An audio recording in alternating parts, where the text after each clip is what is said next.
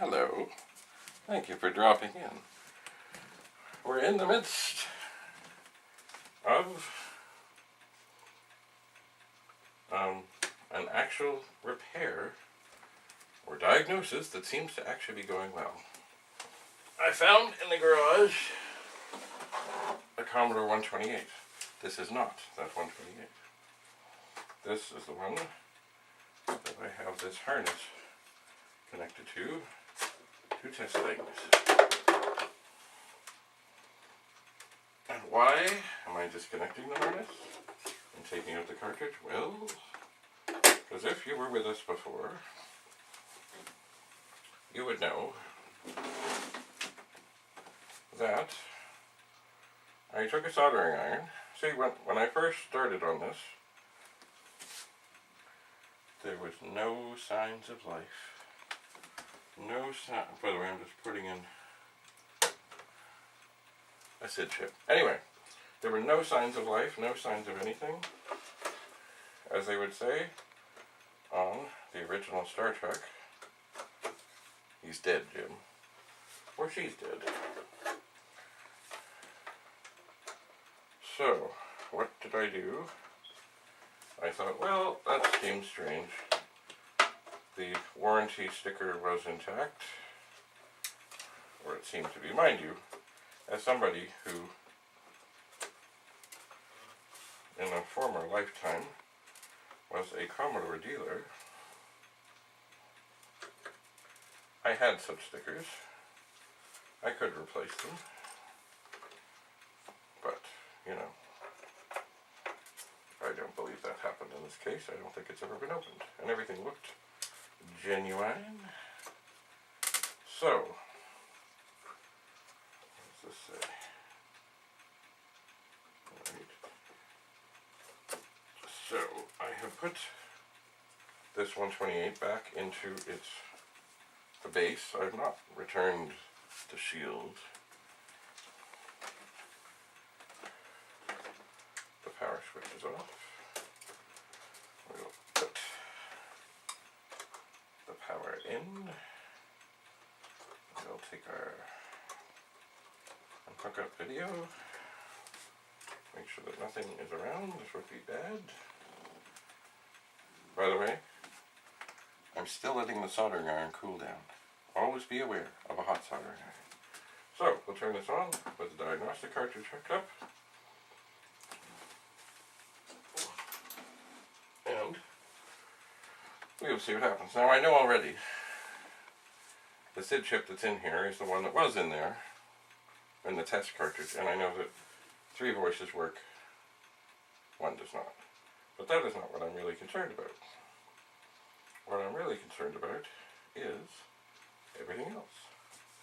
And I am suspecting that probably everything else is fine, because at some point along the way, maybe when somebody wrenched on the power connector or something, what happened would be a cold solder joint, which, it's funny, on things with high voltage like monitors, they're usually quite easy to see, in that you look, you see the thing sticking through, you see a great big hole around it, where there's obviously not a connection. You heat it up, add some solder, you move on. By the way, I don't like working on monitors. Don't like it, never did, never will. Anyway, but on the flyback transformer, I'm brave enough to look at that. Anyway, so, yeah. So, I heated up the joints, let the soldering iron get to a wonderful temperature that basically every time I touch the connector or connection, within maybe a second or so, you could see the solder go, oh yeah, we're hot now, and it flow. And what does that do? Well, I suppose it lets it all flow back, and if there's a bad connection or if there's some corrosion in there, it comes to life. Or, you know, it puts it together. It reestablishes the connection that should have been there.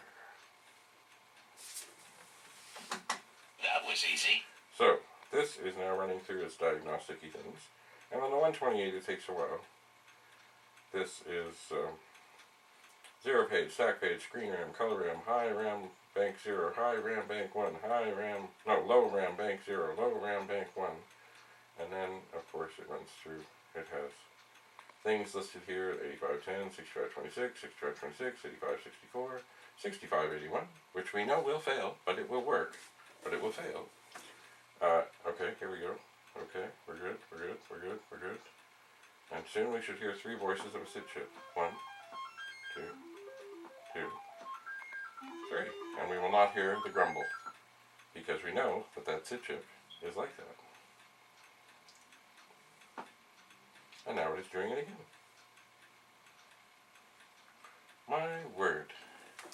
Well, it's funny because, you know, a while ago I got a 4040 and then I had troubles with it that a fan would correct.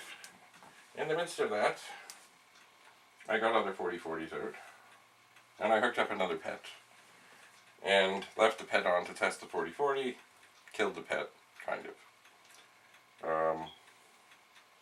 Everywhere along the road here, it seems, it's like 1 step forward, 2 steps back, or so, or at least a step to the side.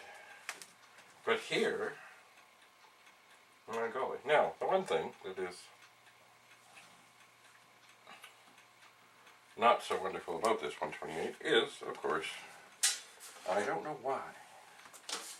It seems very strange. Now, you know what? If this 128, if it truly has never been opened, I cannot fathom. I'm going to hold this up. You won't be able to see me. Don't worry. I'm still here. Why, if you look at the keys, there are a few, like the space bar and others, that are all yellow. And there's others that are not. The only thing I can think of is that the keycaps are different. Like, this machine has never been opened. This is the original keyboard, from what I can tell. But some keys are yellow. So maybe they're just in the midst of putting things together. They had some keys. Maybe it was when they were crossing over. The machine itself is yellowed. So,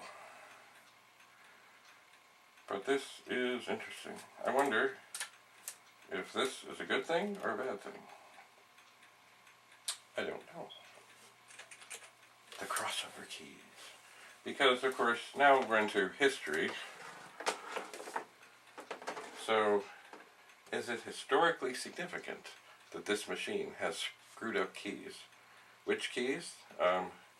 The shift block, the Q, the 1, the 3, the 4, the 6, the 0, the plus, the minus, the pound sign, the delete key, the L, the X, the C, and the greater than, period, sign. All the rest, oh, except for the space bar, did not get yellowed.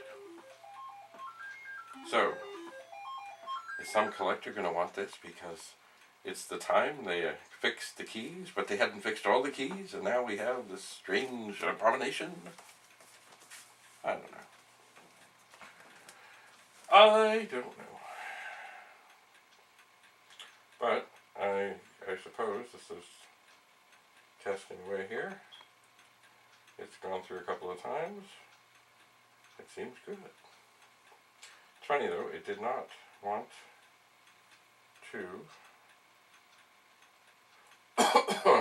it didn't want to try this other cartridge. Now what does this say? Commodore Diagnostics. C64, C128, C128T. I wonder.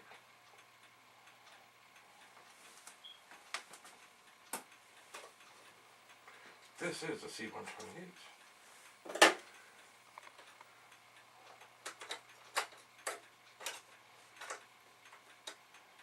And now it's got all the funny things hooked up. Let's see if it does anything now. Not a thing.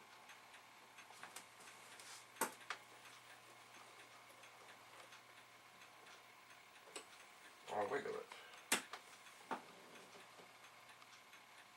Oh. Oh. What do we got? Sometimes this thing is slow coming up.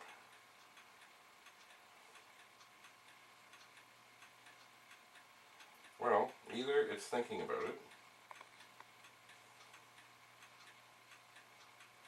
or it killed it. I think I will take this cartridge out. I will turn this back on. It still comes up. Well, interesting.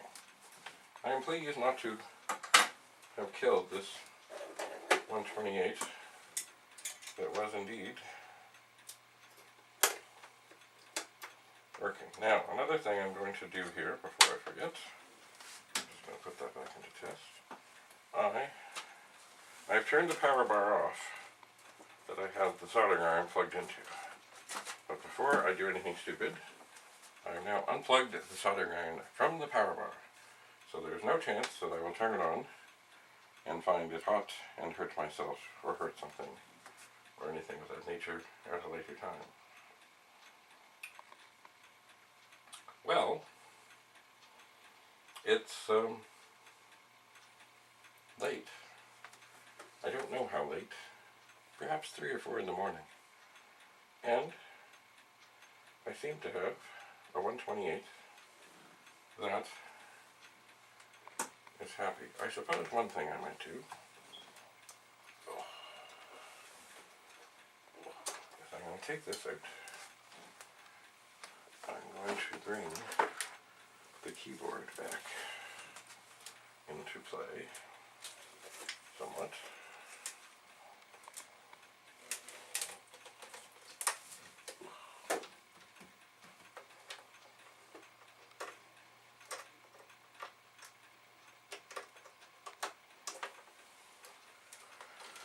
Okay. Are we on? It looks like we're on. I'm going to hold down the Commodore key.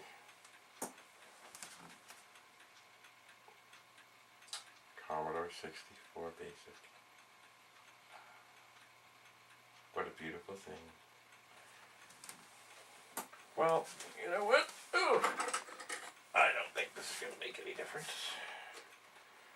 But I'm going to put that back in. I'm going to hold the Commodore key down. That's the dead cartridge in there. Nope. Well, that's strange. I think I'll hit the reset switch.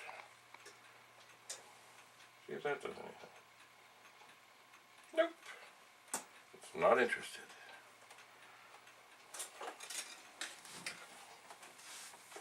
Not at all.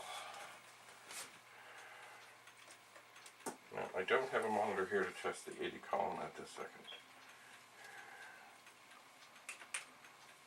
But I can hit keys.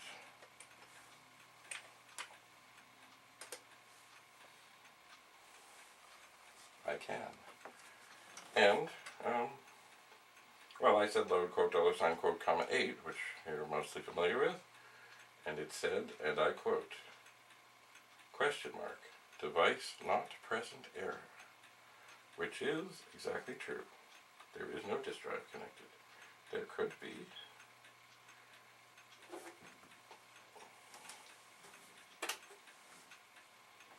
Oh. Except I think it's plugged into the power bar that it is. Okay. That's not to be foolish. I'm going to disconnect all this diagnostic-y stuff.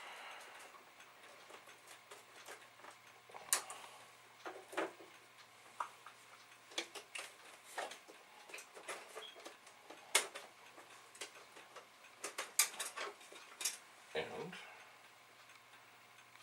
right here is the cable for the 1541. I will very carefully put that in. I will hold down. No, I'll just turn it on.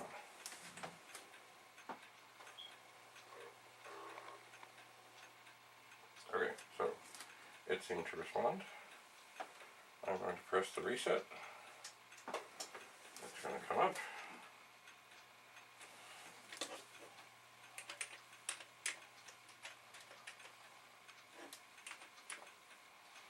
I'll load the directory.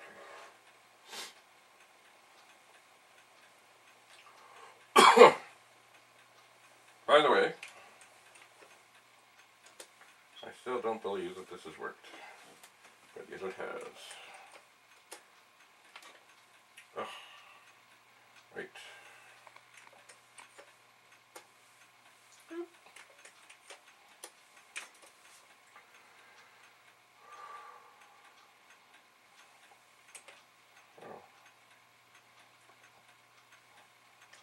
Well, I will. Oops. Oh, it's hard when I can't find the L key.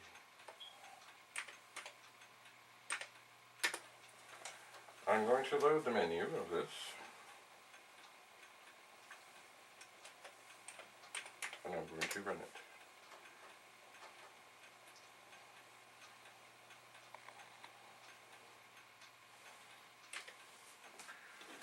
And see, it has worked. The disk drive I know works. It also came from the garage. It's dirty and ugly. It is loading up. Now, here's the thing that it'll be interesting to hear.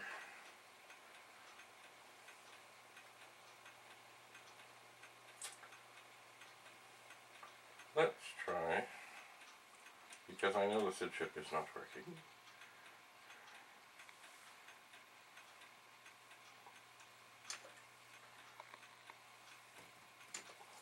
We'll try this song here, which some of you may be familiar with, and some not.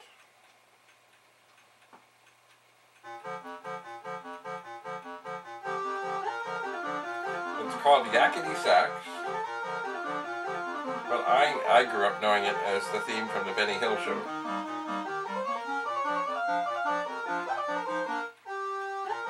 And I guess it sounds okay because it doesn't use any of the noise voices, or noise voices. And now it gets faster. What they would do in the Benny Hill Show when this was happening, they would go to fast motion and crazy things would happen, and it was all quite entertaining.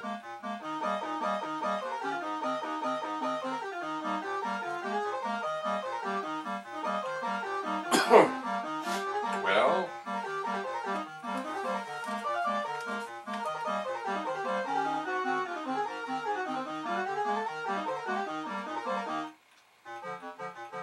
oh, and now it gets faster.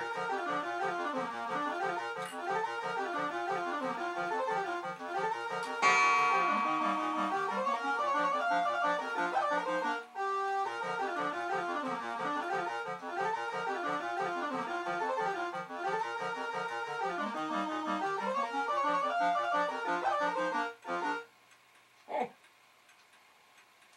Well. Imagine. Well, I think I'm going to turn off the disk drive. I'm going to turn off this 128. I'm going to disconnect the keyboard. Oh.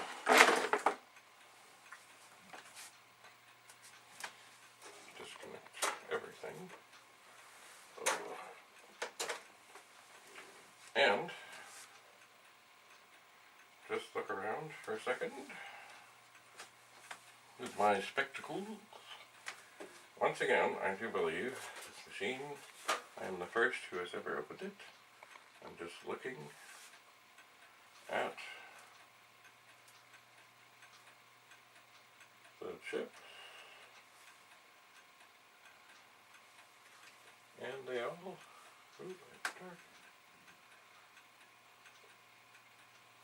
they all appear, mostly they're all from the 32nd week of 1985, whichever week that is. Let me think.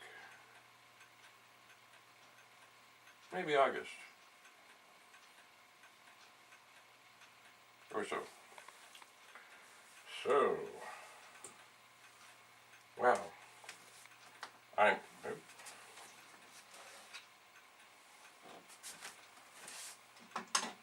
was easy. I am usually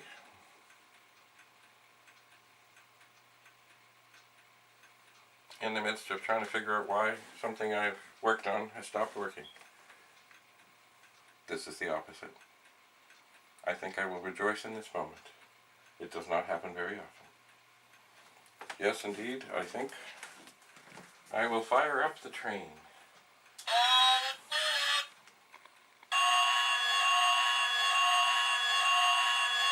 For those that don't know, this is a train that I got. It's supposed to mount inside or on a Christmas tree so that while you are reveling in the lights and such, that this cute little train goes round and round.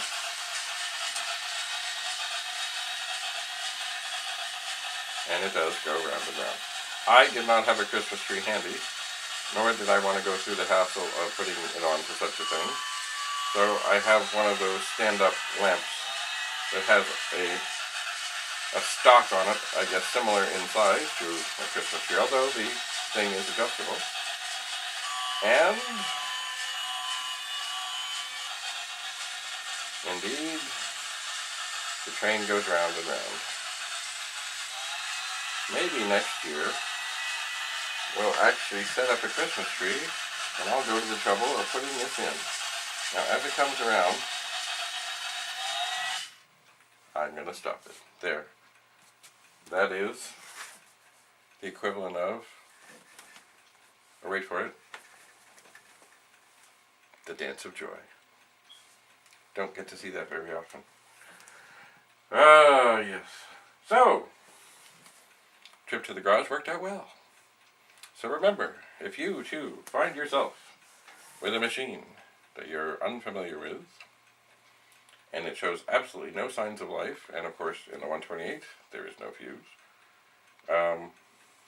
if you are comfortable with a soldering iron, and I think, what is this one? Maybe it will tell me.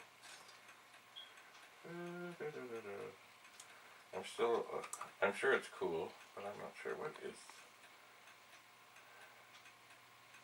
It should tell me. Do not immerse in water. Really. This is 40 watts. It's not anything incredibly remarkably special, just 40 watts.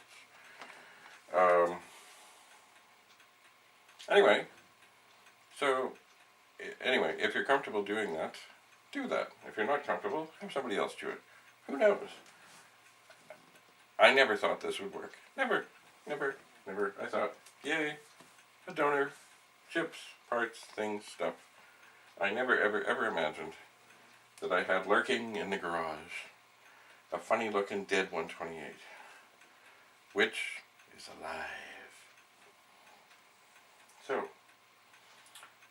this was one of the reasons I suppose I had trouble sleeping. I was thinking, well, what'll I do? Should I try something? Should I let them sit? Anyway. Well, it all worked out. So, indeed, thank you very much for being here. And if you have any questions, comments, concerns, anything, please write to me. I suspect I'll answer. Until we meet again.